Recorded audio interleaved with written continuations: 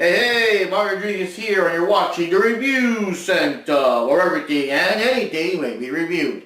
And yes, right now we're talking about Godzilla vs. Kong. It's been a couple of weeks. So first of all, I've been kind of busy, but also, I didn't want to, I wanted to go, all out on the review without, leaving out spoilers. And by now, everyone's already seen it, I hope. So, I can talk more freely. But still, spoilers out there if you guys have not seen it yet. Now, what can I say? It's a pretty good movie. We kind of made a whole day out of it. It was checked out FYE because I'm not sure I told you guys before that my FYE is gone, so we can't go to the one we used to. I got super lucky. I actually got a Motoko Kusanagi Funko Pop to replace the one that got ruined because I found out the hard way a couple of summers ago, whatever year that movie came out. Do not have your Funko Pops or other plastic type figures. Do not have them out in the sun, because if they're not out in the sun outside, but you know what I mean. Don't have them in areas where close to a window or something where the sun is really blasting on them or something, because it's gonna fuck them up. They're gonna either melt or get messed up or whatever. In Motoko's case, her legs got bent in a certain way, and you know how Funko Pops are. They got big heads, small bodies. So, the leg somehow got bent in a certain way that it could no longer support the weight of her head, so she just falls forward. She no longer stands up on her own. I got super lucky. What are the chances of me visiting another FYE and actually seeing multiple Funko Pops? They were on clearance or whatever, because they are FYE. This is FYE exclusive, by the way. So, what are the chances that me going there so many years later, out of town or whatever, that we just saw another one? So I just had to grab it. I'm super thankful, and this time I'm gonna keep her out of the sun. And so yeah, that's the thing. Do not don't put your figures in areas that are close to, I guess, windows or someplace where the summer sun has a constant beat down on your figures, because eventually you may not notice them. Because for example, if I look at her legs, I can't even tell, but they will bend or melt or get fucked up in ways where they no longer stand. And I assume in the worst cases, they actually will look melted and stuff. So that's my lesson. So, yeah, we had fun. And we did not get to Papayas because the movie was kind of late. So Papayas was already, no, it wasn't closed, but it was drive-through only. And we wanted to actually, sit and eat. So instead we went to Red Robin, which for me was kind of cool because I've never been to Red Robin, so it's kind of cool. So anyways, enough of that. I'm just saying it just felt good to just go out and hit a mall and check out the town and go to restaurants and go to a movie theater and all that stuff. It just felt good doing that after the big lockdown and everything's closed and you can't go anywhere and all that shit. It just felt so good. So anyways, on to the movie. So yeah, the movie is, and again, spoilers, last chance. This is your last chance, spoilers. So the movie is actually a sequel of the other movies. We had one that was, I believe it was just called Godzilla, and then Godzilla King of the Monsters, but also Kong Skull Island. So that was the whole thing. It was like this, because there's been a failed attempt of an American Godzilla movie a couple of years back, but this is the big crossover of the same King Kong, the same version, the lore, whatever, of Skull Island being, facing off against the same Godzilla from King of the Monsters from these modern movies. So it's kind of cool, and I guess their supporting characters and stuff appear. So basically this movie kind of confirms that I guess King Kong is another one of the same giant monsters, just like Godzilla and all the other monsters from Godzilla's, like Ghidorah and Mothra and all them other monsters that we're used to from Godzilla's, world. And apparently there's this alpha thing, there can only be one. So if one monster senses another one nearby, they'll seek them out and they'll attack them and shit. So the movie basically starts out with King Kong in I guess this fake simulated version of Skull Island, where apparently he's safe because they're right off the bat, within the first, 20 minutes or so, they right off the bat mention that Godzilla's out there. And that the reason that he's in this fake simulation instead of the real Skull Island is that if he's out there, Godzilla will sense him and go after him and stuff like that. So that's kind of interesting. They just kind of brought that up right off the bat. And on Godzilla's side, Godzilla starts off by attacking this facility called Apex that was close to like a shore or something. So of course a lot of destruction, a lot of shit. And my understanding was that in the previous movies, Godzilla revealed himself to be like a savior. You know, he's a good guy. He helps defeat like the evil monsters and stuff like that, while still causing destruction, I assume. But he was a good guy. He saved the world. You know, so we got this girl who is, you know, name Millie Brown. The girl who plays Eleven from Stranger Things. She is convinced that, like, because, you know, the rest of the world just sees Godzilla going on a random rampage. He's just attacking. Oh my god, you know, it's a fucking giant monster. I guess you couldn't trust him after all. He's evil, you know, whatever. Like, I mean, we got lucky that one time they saved us, but now he's going back to tearing shit up, whatever. But, this girl is so convinced that no, Godzilla will not just attack people for the hell of it. Something is in that Apex building that's provoking it. There's gotta be some shady shit going on there. So so Millie Brown's character, forgot her name, she tracks down, I guess it's like this super risky, like shock jock kind of guy that I guess investigates all kinds of conspiracy theories or whatever the fuck, and he actually works as an undercover Apex guy. So he already, somehow he got hired by Apex, and he keeps taking all these super risky, because this is the kind of shit where, you know, you get caught, like, no, you're not getting arrested. They're gonna permanently shut you up, you know? So almost every podcast of his is like, just give me like my last one, yo, because I got some real deep shit here. And the thing is, he was actually there when Godzilla attacked the place, so he's got some super secret, like, photos of stuff, you know, that's worth, like, investigating or whatever. So Millie Brown, and I'm not 100% sure if it's him or not, but everyone's saying that the chubby kid that's helping her out is the same kid that was, I think, Russell from Deadpool 2, the kid that was, you know, evil mutant, whatever. So he's like, I don't know, just a friend that gets tagged along. Oh, because he drives, I guess, so he was like volunteering to drive her around and stuff to meet up with the guy. Now, on the other side of the coin, we got this guy that I would assume was in the previous King Kong movie, I don't know. He had some kind of theory where there's some kind of like hollow space or something in the world or something, like there's an area where if you go down deep enough, there's like this reverse gravity field or some shit, but if you can somehow survive that, under all that is some kind of like almost prehistoric type land where we can only assume that that's the original place where King Kong and Godzilla and Rodan and Mothra and all them fuckers came from and stuff like that. And his brother actually wanted to check it out, but like it couldn't resist the gravity. You know, he died, I assume, in a very horrible, violent way. But that's the thing. So now these rich guys that also work with Apex are quite interested in his story, his theories, blah, blah, blah, and they're like, you know, we've got like super top of the line, I guess, you know, flying machines, whatever, flying vehicles that can withstand this super strong gravity and whatever, but they need King Kong. They need King Kong to basically lead the way. They're sure that if they can somehow bring Kong to the area, he'll just, like, I guess, know where to go and they'll follow him and shit. And, so he wants to talk to this woman that I guess she's like empathetic or something. She can feel King Kong's feelings. She can communicate with him and stuff like that. But at the same time, she's also watching over this other girl. And this girl, I believe, is a native of Skull Island. And throughout the movie, we find out that she can actually communicate directly with King Kong. Like, she does actual sign language and King Kong does sign language back, whatever. So somehow I guess they you know, they drugged the fuck out of King Kong. I don't know how many pounds of, like, how many fucking tons of drugs you gotta have him, like, sedated to take him overseas, to take him, like, you know, where they gotta go, for this mysterious area and shit. And Godzilla appears and starts to attack, and it's kind of like a big thing because, and I'm surprised, I'm like, wow, these guys are facing off right off the bat. It's like those other movies where, like, they don't fight until the very end. No, like, right off the bat, like, first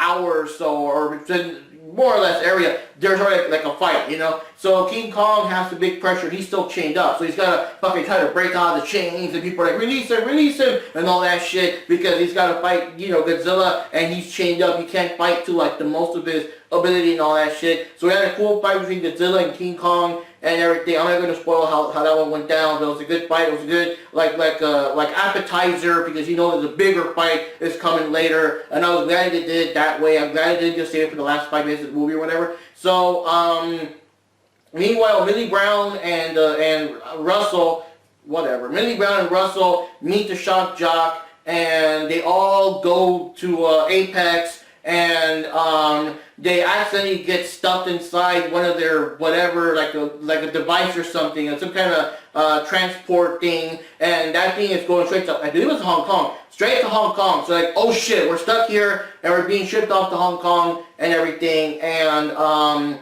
they're stuck with like other, you know, things and creatures and stuff like that. So the other guys, the guys with Kong, actually make it to this underground hollow place.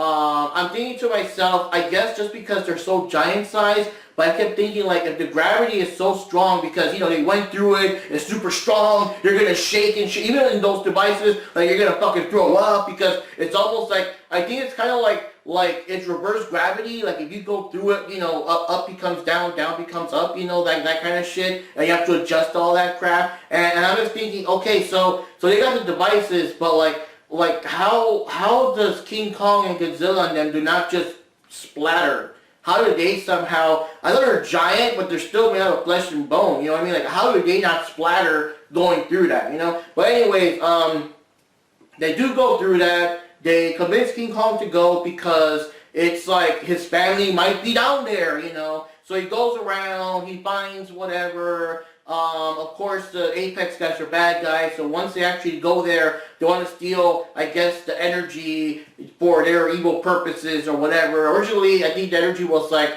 you know, if Godzilla ever goes like real batshit crazy, now we can have like superpowered weapons to take him down. But no, it's gonna be like, you know, this is for us, for, you know, money, evil purposes, whatever. And at the same time, Millie Brown and Russell and them, they also discovered Apex is making, they're making Mecha Godzilla. That's a spoiler, but how can I not mention it? They're making fucking Mecha Godzilla, and I'm like, holy fucking shit, that is awesome. Now, it's a bit different here. It's kind of similar to like how, you know, Batman v Superman, they made Doomsday out of like clone remains of Zod, and this one, you remember Ghidorah, the three-headed monster from Godzilla, somehow one of his heads was alive, well, you know, was preserved or whatever, because basically they were saying that this giant monster with 3 heads, like the only way, because it's so, you know, they're giant size, there's a big distance or whatever, the only way to communicate was telepathically. So